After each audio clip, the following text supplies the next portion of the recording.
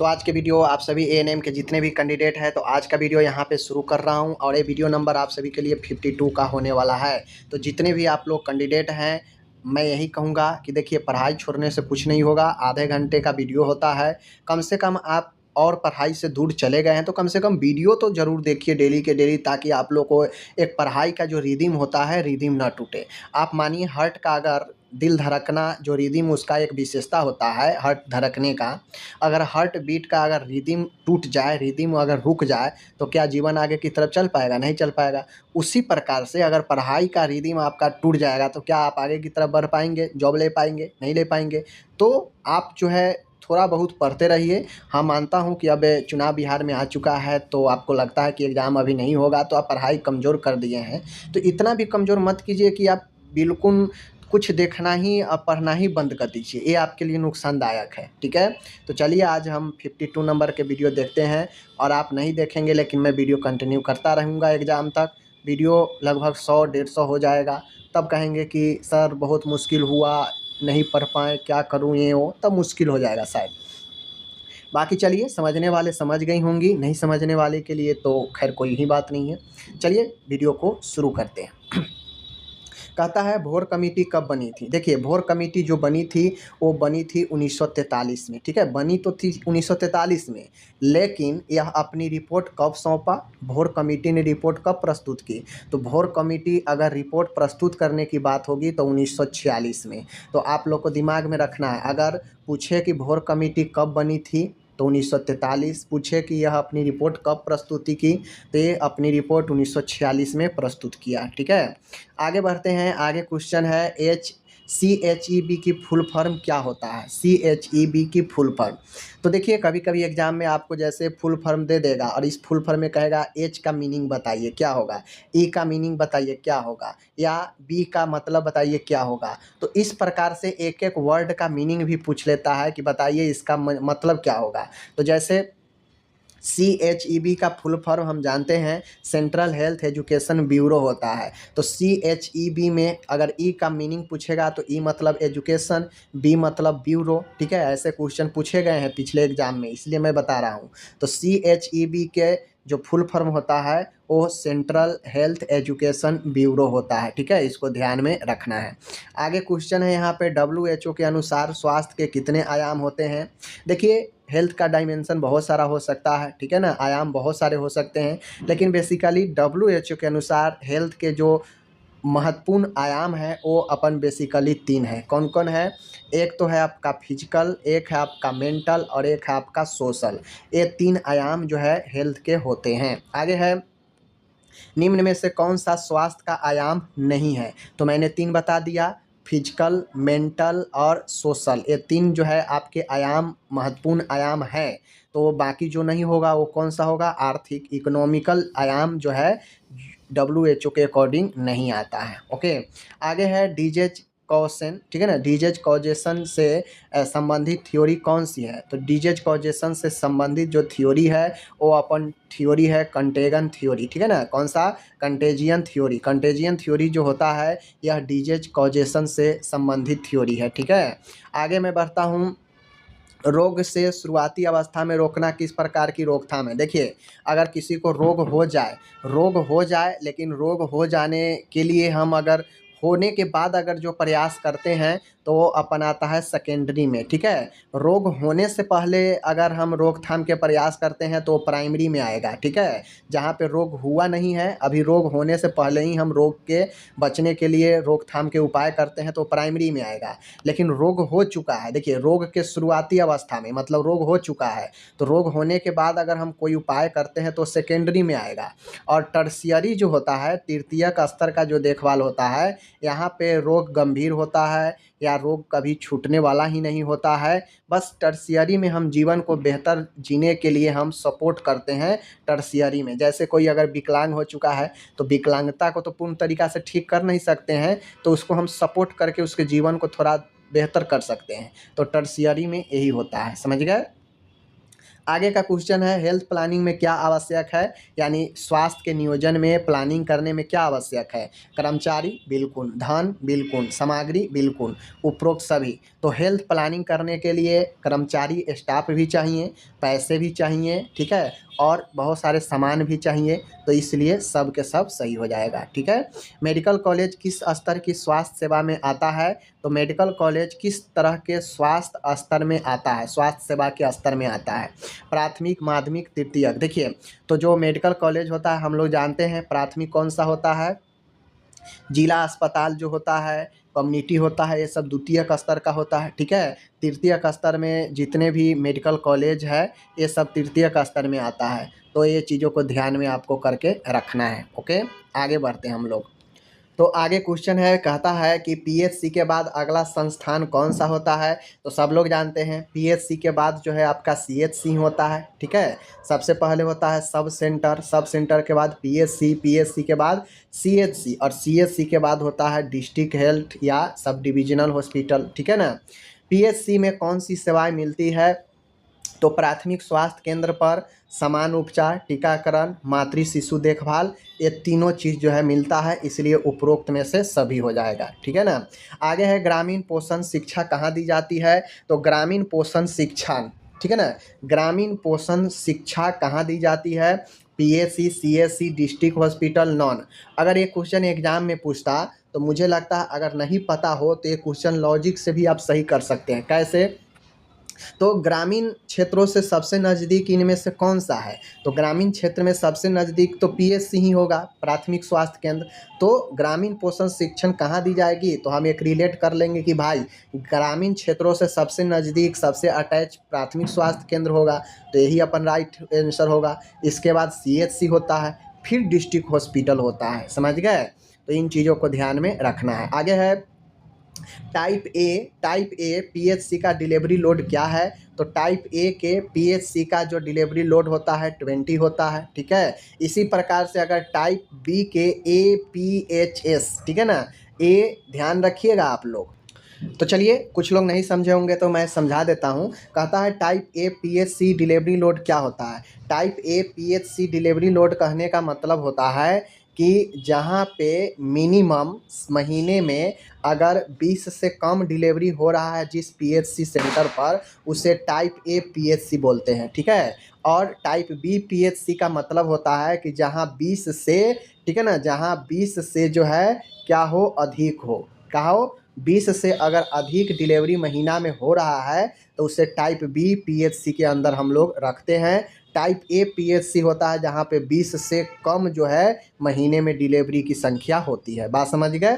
चलिए आगे क्वेश्चन है, पीएचसी किस जनसंख्या पर स्थापित होता है, तो सबको ही पता है पीएचसी की जनसंख्या हाईएस्ट की बात करेगा तो 20 से लेकर 30,000 की जनसंख्या पर ये जो है स्थापित होता है। 30,000 मैदानी और 20,000 पर्वतीय और पहाड़ी क्षेत्रों में, ठीक है ना। आगे है यहाँ पे सीएचसी, तो सीएचसी भी सबको पता है कि 80,000 से लेकर 1,20,000 के जनसंख्या पर होता है। बात समझ गए। तो इसमें 1-20 कोई ऑप्शन ही नहीं है, तो ऑप्शन नंबर बी इसका राइट होगा, ओके। आगे है शुद्ध जल की आपूर्ति किसका कार्य है, तो शुद्ध जल की आपूर्ति आप लोग को पता है PHC, PWD, water supply department, panchayat. तो आप लोग को पता है कि जो भी जल की आपूर्ति होती है वह वाटर सप्लाई डिपार्टमेंट होता है जहाँ से किया जाता है, ठीक है ना। आगे मैं बढ़ता हूँ, ऑर्थो देख लीजिए यहाँ पे, ऑर्थो देख लीजिए, ऑर्थोटोलिडीन टेस्ट। ऑर्थोटोलिडीन टेस्ट किसके लिए होता है, तो ऑर्थोटोलिडीन टेस्ट क्लोरीन जांच के लिए होता है, ठीक है ना। ऑर्थोटोलिडीन टेस्ट, ठीक है, इस चीज़ को ध्यान में रखिएगा, इस चीज़ को ध्यान में रखिएगा कि क्लोरीन जांच के लिए ऑर्थोटोलिडीन जो है टेस्ट होता है क्लोरीन के जांच के लिए, ओके। अगला क्वेश्चन है स्वच्छ जल का सेवन क्यों जरूरी है, तो भाई स्वच्छ जल का सेवन क्यों जरूरी है आप खुद समझिए कि जल ही जीवन है, जल पर ही आधारित आपके जीवन के आधा बीमारी होता है। तो जल स्वच्छ अगर नहीं लेंगे तो क्या होगा, बीमारी बहुत सारा होगा। तो बीमारियों से बचाव के लिए जल की स्वच्छता काफ़ी ज़रूरी होती है, ठीक है ना। आगे है डिटर्मिनेंट्स ऑफ डिजीज में क्या शामिल है, तो डिटर्मिनेंट यानी निर्धारण, रोगों के निर्धारण में क्या शामिल है, तो रोगों को निर्धारण कौन कौन करता है पता होना चाहिए, कारण, इलाज, लक्षण, दवाएं। ये 4 में से डिटर्मिनेंट ऑफ डिजीज में शामिल कॉज होता है, कारण, जिसके कारण हम बीमारी को निर्धारण करते हैं कि हाँ इस कमी के कारण, इस चीज़ के कारण, उस चीज़ के कारण बीमारी हो रहा है, होता है। तो बेसिकली कारण जो है निर्धारित करता है बीमारी को, ठीक है ना। तो ये कारण जो है डिटर्मिनेंट ऑफ डिजीज होता है, इसको ध्यान में रखिए, ठीक है। आगे है एपिडेमियोलॉजिकल ट्रायड के घटक क्या है, तो आपको पता होना चाहिए, एजेंट भी होता है, होस्ट भी होता है, इन्वायरमेंट भी होता है, इसलिए ऑप्शन डी राइट होगा एपिडेमियोलॉजी ट्रायड के घटक में, ठीक है। आगे है लिंग अनुपात का अर्थ क्या है, तो देखिए लिंग अनुपात का अर्थ होता है कि 1000 पुरुष पर कितने महिलाएं हैं, ठीक है, इसी को लिंगानुपात बोलते हैं। मान गए अगर किसी मतलब राज्य की जनसंख्या वहाँ पे महिला पर 1000 पुरुष पर, यानी 1000 पुरुष की जनसंख्या है, और महिला की जनसंख्या अगर मैं बता दूं कि 1000 जो है मैं बता दूं 10 हो गया, ठीक है, तो यहाँ पे महिलाओं की लिंगानुपात क्या होगा, बेहतर माना जाएगा। उस राज्य की लिंगानुपात क्या होगा, बेहतर होगा। अगर पुरुषों की तुलना में महिलाओं की जनसंख्या कम है तो वहाँ का लिंगानुपात जो है कम माना जाएगा, खराब माना जाएगा। तो लिंगानुपात बेसिकली पुरुषों की संख्या पर स्त्रियों की संख्या को बताया जाता है, ठीक है ना। आगे है 2011 की जनसंख्या के अनुसार सबसे अधिक जनसंख्या, तो सबको पता है उत्तर प्रदेश में सबसे अधिक जनसंख्या है, ठीक है। आगे मैं बात करूं यहाँ पे सबसे कम जनसंख्या वाला राज्य 2011 के जनसंख्या के अनुसार, तो सिक्किम सबसे कम जो है जनसंख्या वाला राज्य बना था। जनसंख्या वृद्धि अधिक कब होती है, तो जनसंख्या वृद्धि अधिक जो है हर 10 सालों में जो है वृद्धि जो है करता रहता है। ऐसे तो पर ईयर जो है आपको ये वृद्धि होता ही है, लेकिन 10 सालों में हर 10 पर जो है जनसंख्या का जो है हम लोग क्या करते हैं, मतलब जनसंख्या का पता लगाने के लिए हर एक 10 सालों पर जो है किया जाता है, समझ गए ना। भारत की पहली जनगणना कब हुई, 1872 में हुई, इस चीज़ को ध्यान में रखिए। आगे है पहली आर्थिक जनगणना कब हुई, यानी पहली आर्थिक जनगणना, आर्थिक जनगणना कहने का मतलब है कि आर्थिक आधार पर जनगणना की गई कि कितने गरीब, कितने अमीर, कितने मीडियम है, इस आधार पर 1951 में, ठीक है। और ये मतलब पहली आर्थिक जनगणना यही बेस्ट जनगणना है, इससे पता चलेगा कोई गरीब है तो उसको कैसे मदद किया जाए, ठीक है ना, कितने गरीब है, कितने अमीर है, कितने मीडियम है, समझ गए। जन्म पंजीकरण अधिनियम अनुसार कितने दिनों में पंजीकरण जरूरी होता है, तो जब कोई बच्चा जन्म लेता है तो उसको जन्म के लगभग 21 दिनों के अंदर उसका जन्म पंजीकरण होना जरूरी होता है, बात समझ लीजिए। इसी प्रकार से 2015-16 में सबसे कम जन्म दर किस राज्य का था, यानी 2015 से 16 के अकॉर्डिंग सबसे कम जन्म दर वाला, यानी उस स्टेट में सबसे कम जो है बच्चा उस साल जन्म लिया, तो वो था अपना केरल, ठीक है ना। जन्म प्रमाण पत्र सबसे पहले किसे मिलता है, तो जन्म प्रमाण पत्र भाई जाहिर सी बात है जिसका बच्चा होगा उसी को मिलेगा, तो माता पिता को मिलता है। कौन सा टीका आईडी रूट से, इंट्राडर्मल रूट से दिया जाता है, तो ये सबको पता है, बीसीजी का टीका, बात समझ रहे हैं ना।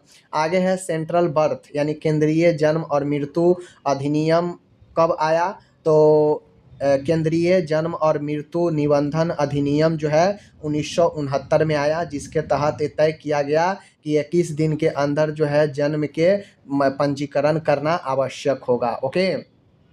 BMWM बायोमेडिकल वेस्ट मैनेजमेंट में येलो बैग किसके लिए होता है, सब लोग जानते हैं येलो बैग ह्यूमन बॉडी साथ में संक्रमित जो स्वेब होता है उसको जो है इसमें डाला जाता है, तो एनाटोमिकल बेस्ड राइट आंसर होगा। आगे है ह्यूमन एनाटोमिकल बेस्ड का रंग कोड क्या है, अभी मैंने बताया येलो होगा, बात को समझ लीजिए। आगे है डिस्पोजल बोतल, ठीक है, वह ट्यूबिंग किस बैग में डाला जाता है, तो जितने भी डिस्पोजल बोतल होता है, ट्यूब होता है प्लास्टिक का, वो सब हम लोग रेड बिन में डालते हैं, ठीक है। सॉइल ड्रेसिंग सामग्री किस रंग में डालते हैं, सॉइल्ड ड्रेसिंग सामग्री किस रंग में हम लोग डालते हैं, तो रेड वाला, ठीक है। इन्फेक्टेड ग्लोव किस बैग में डालते हैं, तो जो भी इन्फेक्टेड ग्लोव्स है उसको हम लोग डालते हैं इसमें, ठीक है, ध्यान रखिएगा। आगे है एक्सपायर्ड मेडिसिन कहाँ जाती है, तो जितने भी दवाई के रैपर सूखे चीज़ होते हैं वो एक्सपायर्ड मेडिसिन वगैरह उसको हम जो है ब्लैक वाला में जाने देते हैं। बात समझ लीजिए। आगे है नीडल को किस कंटेनर में डालते हैं, तो नीडल जितने भी नुकीला शार्प वाला होता है उसको हम जो है वाइट वाला में जो है क्या करते हैं, जाने देते हैं। ठीक है।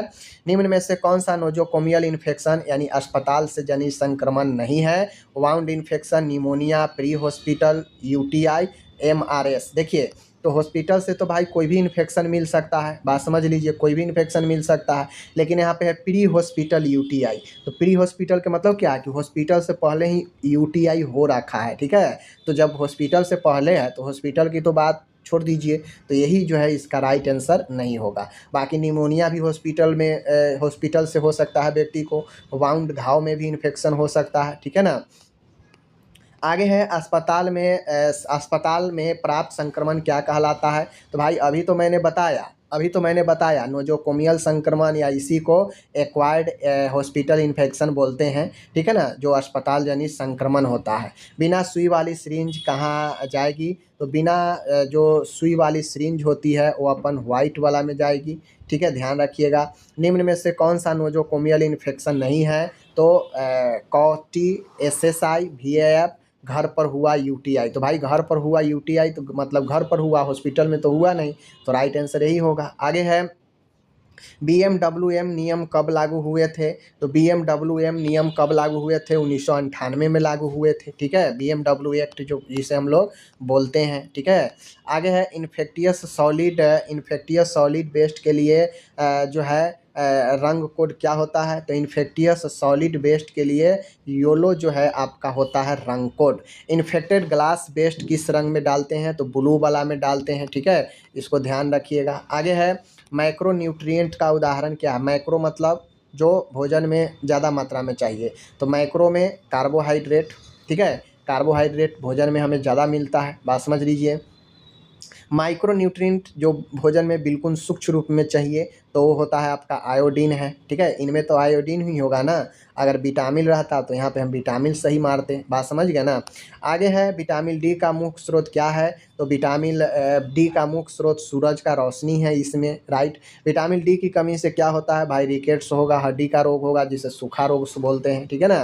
विटामिन के का रासायनिक नाम क्या है, तो विटामिन के का रासायनिक नाम है फ्लोक्यूनोन। ठीक है ना, फाइलोक्यूनोन विटामिन के का रासायनिक नाम है। ठीक है। आगे है यहाँ पे विटामिन ए का रासायनिक नाम रेटिनॉल होता है, इसको ध्यान में रखना है, रेटिनॉल। ओके, आगे बढ़ता हूँ। विटामिन सी का रासायनिक नाम क्या है, तो एस्कॉर्बिक एसिड है विटामिन सी का रासायनिक नाम। तो इस प्रकार से मैं आपको आज जो है आप सभी के सामने मैंने 50 क्वेश्चंस यहाँ पे करा दिया। तो उम्मीद करता हूँ कि आप लोग जो है इसे अच्छा से पढ़े होंगे, और मैं ज़रूर उम्मीद करता हूँ कि आप लोग अच्छे से इसका रिवाइज करेंगे। और मिलते हैं अगले वीडियो के साथ, तब तक के लिए धन्यवाद।